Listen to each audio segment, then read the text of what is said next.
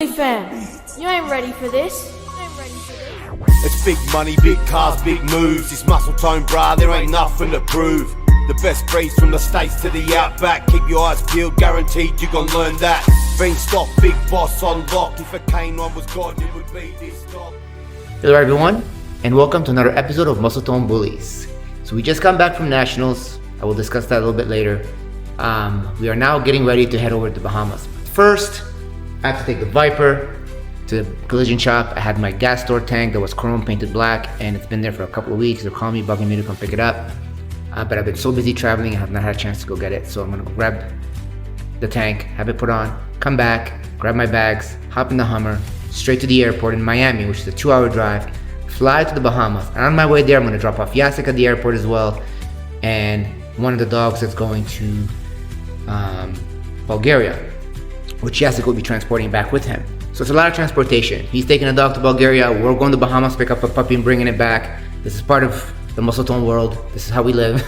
Traveling with dogs back and forth. Anyone who's in the American bully world long enough will be able to relate to this. It's a lot of traveling and a lot of work, but we make the best of it every single time. It's one of the blessings of being in this business and one of the perks.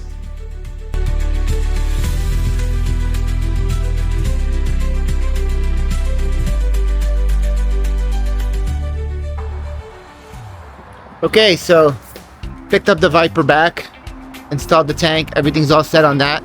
So we're ready to roll, and got the dog in the car. Got Jacek. Jacek's ready to roll too. Okay, so we just arrived to the Bahamas. Jacek was left at the airport in Miami and is heading over to Poland. He's taking Trinity, a King Kong daughter, to Bulgaria in Europe.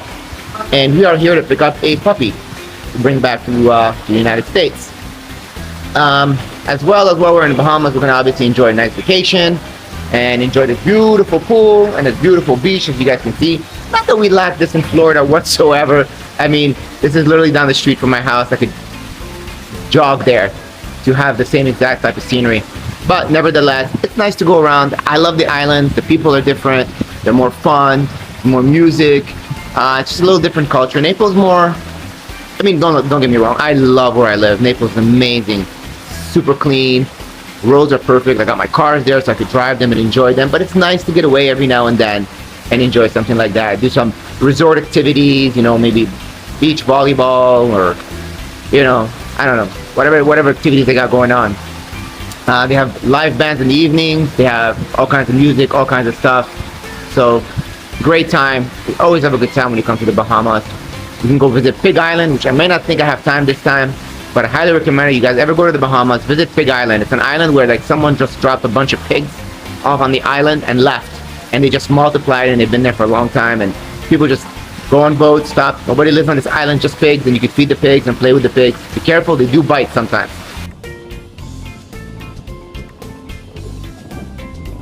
Hello everyone. Alright, so I'm in the Bahamas, obviously, as you guys already know. We might want to ride one of these later. This is really cool.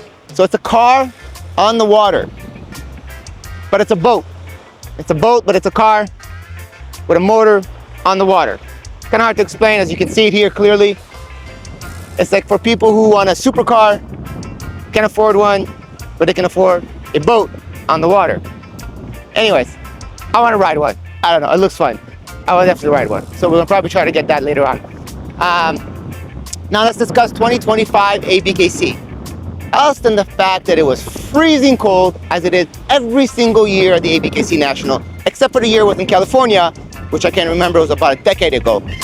But other than that, we've frozen our ass off every single time, guys. And I don't want to do that anymore. So again, imagine 2026 ABKC National with a beach, with resorts, beautiful weather. You can wear a tank top, you can wear a swimsuit, you can relax, you can unload the dogs comfortably, and then it's nice, windy and cool, so it's not over hot for your dogs. I mean, it is the ideal weather in December, January for a dog show is South Florida. So let's discuss this with Dave and the ABKC and convince them that you guys don't want to freeze your butt offs anymore every single year at Nationals. Come on, guys. I'll find a venue. My wife will find a venue, not me. And we'll make it happen for you guys. We'll help the ABKC as much as we can. as long as we have the support from everyone else wanting to come down to Florida for the ABKC Nationals. All right, that being said, guys, now let's discuss the event itself in 2025. So in 2025, we had three things happening. One, we had the sanction show, then we had the stack-off event, and then there was the award I received. So the award was caught me by surprise. So let's discuss the award to start off. I got a call from Dave. Says, "Where are you at?" I said, "I'm at my booth across from the ring, as it is every single year, and I was watching the event on the screen." So for those that don't know, there's a screen around the ring, and you could see what's happening inside the ring from outside the ring, because people crowd around the ring. You cannot see if you're at your booth, and you get to miss the show while you have to watch your dog and respond to people walking by about whatever you're promoting over there. So it's nice to have the screen and get to see it, which is a great touch that the ABKC added a few years ago. I love it, and that's what I watch most of the show from. I don't really often go to the front unless my dog's in the ring, then I'll walk up to the front of the line and watch for myself live. So anyhow, Dave calls, I walk into the ring, see it. Kind of surprised because he's never asked for my help. He's like, "I need you to come in the ring, I need your help." I'm like, "Need my help? For what?" So I walk in and I realized that they were talking about me when I walked into the ring, and I hear the host say something about Ferraris and Lamborghinis. I laughed. That's obviously my cue, right? First I thought, I was like, okay, they're calling me because they might announce maybe that my partners are here from overseas, or maybe they want me to, I don't know. I wasn't too sure. So when I realized they were giving an award and they were talking about me, it touched me a lot. It was surprising, but it really felt nice to be recognized. Not that I need validation from anyone, but it is nice to receive it. Let's just be honest, I'm not gonna lie. And when Dave gave his speech later on to me about Muscletone and about the breed and our contribution to it, it was very heart-filling, and it was very touching. Now I know it hurt a lot of people's feelings. Even though everything he said was true, it hurt a lot of people's feelings because a lot of people don't like me. They don't like Muscletone. Why? I have no idea. I guess when you're on top, it just comes with a certain amount of hate, and it's just something that, it's part of the game, I guess, like it or not. Now, these same people, by the way, who hate on Muscletone, they eat from the same fruit that, we planted for them. So if we weren't around, the economy of the breed wouldn't be what it is. You guys wouldn't have the dogs you guys have. Almost every dog that's won national has Muscletone in it. In the past decade at least, if not longer. Almost every dog that's ever won a stack-off, actually every dog that has won a stack-off that I could think of, has Muscletone in it. So you guys don't realize how much Muscletone contributes to the breed. And even though you guys say, oh, it's only got Muscletone 3 generations ago, but it's so heavily concentrated. Muscletone gene pool is so much stronger than anyone else's that even then, it still comes through the blood every single time. It's a stamp, and that's what Dave was saying. You recognize a dog the second it has Muscletone in it. It just transforms. Because of the way we bred, because of the way we lined up the dogs to get it to the bloodline, we allowed you guys to have Muscletone in all of your dogs, even if it is generations behind. Now, that's a conversation for another day. Let's discuss the show. Sanction show. I wasn't judging. I don't judge sanction. I'm not an ABKC judge. Congratulations to the winner. The winner is the winner, no matter what. We can't change that. What have I chosen? The dog that won? No. I would have chosen Bazooka. No, not because he's pretty much all Muscletone, but because he was the best dog in the ring. Let's face it. He had bone, head, structure, more than any of the other dogs. Was perfectly put together. Beautiful tap line, beautiful front, beautiful angulations. His movement could use a little bit could be a little bit better. I know why he moves the way he does, and it's because he's very extreme. But believe it or not, his movement was better than the winning dog, much better. And I think he had better bone, better head, better everything. But again, once more, I'm not the judge. So this is just my opinion. I'm entitled to my opinion. We all are. Alex chose the dog that he wanted to choose, and he was the judge. And that is the winner of the ABKC, and congratulations to him.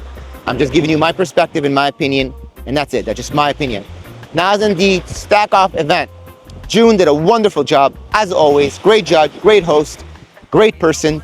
And the way June chose this particular stack-off, I'm not sure who set the rules, but it's different than most of the stack-offs I've seen. And the reason for it was the front, side, and rear, which I love, by the way, because a full extreme dog, the way I breed Muscletone dogs, are front, side, and rear, which we kind of look past when we do stack offs because it's more of a fun event. And the dog that won was probably the most balanced dog in the ring, or one of the two most balanced dogs. There was another dog, I think it's a boss son, I don't know the name, Champagne dog. If anyone knows the name, please put it down in the comments on this video.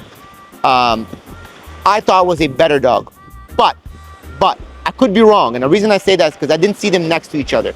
I saw them in two separate occasions, separately. They both were great dogs. They were both wonderful, and they looked very impressive. But one looked more impressive to me, probably because of his chest spread, but also because he wasn't overweight like the other dog, which is another thing I want to discuss. Guys, almost every one of your dogs was fat, overweight. You guys have bloated them just to make them look big. If you need to do that to your dog, then there's an issue there. Either you don't know what an extreme is, or you don't understand structure. It is not necessary. It's so unhealthy for your dog. It is the reason most of these dogs are dying young. You guys keep them too fat, you keep them unhealthy. There's no reason for that. The truth is, you could have dropped 5 to 10 pounds on some of these dogs, and they would have still been extreme, they would have still been impressive, and they could have still won the show. They would have still won the stack off. And they would have won with grace, because they would have been able to move around better and breathe better that day while you were stacking them and not being out of breath. So that being said, I think you guys need to work on that. You guys need to work on not keeping your dogs fat. It's just not good. It's sad to see. Okay, it's not even necessary. You guys have extreme dogs. It's not even necessary. So based on that, I think the dog that won well deserved it. Very, very well deserved it. And I think June did a wonderful job. So hats off to you, June. As always, good job, man. I hope I see you judging more stack-off shows in the ABKC. I hope to see you in the 2026 ABKC. And I hope at that time, we'll be enjoying the beach together, June.